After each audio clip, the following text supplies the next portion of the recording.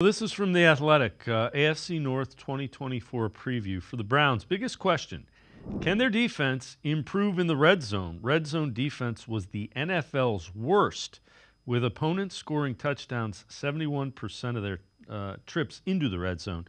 New linebackers Jordan Hicks, Devin Bush should help, as should Quentin Jefferson and Mike Hall Jr., although Mike Hall Jr. not a run stopper. I think that's fair. I think red zone defense is a fair question, and I will be disappointed if Jim Schwartz doesn't have that playing significantly better.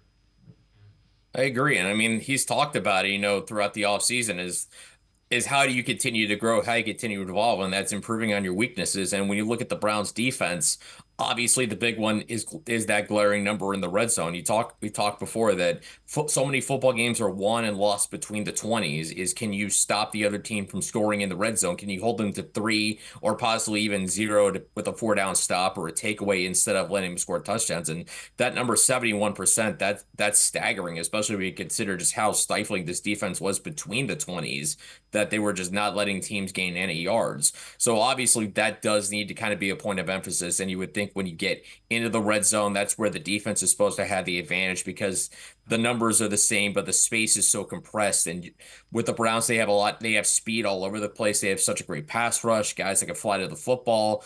It's just something that they got to figure out, obviously. And if they get that number down, even if, the yards go down, the yard rankings go down, if they're not as stingy through the air or on the ground as they were a year ago, as long as if they're better at keeping teams from scoring touchdowns in the red zone, this defense, I think, can still be about as good as it was a year ago.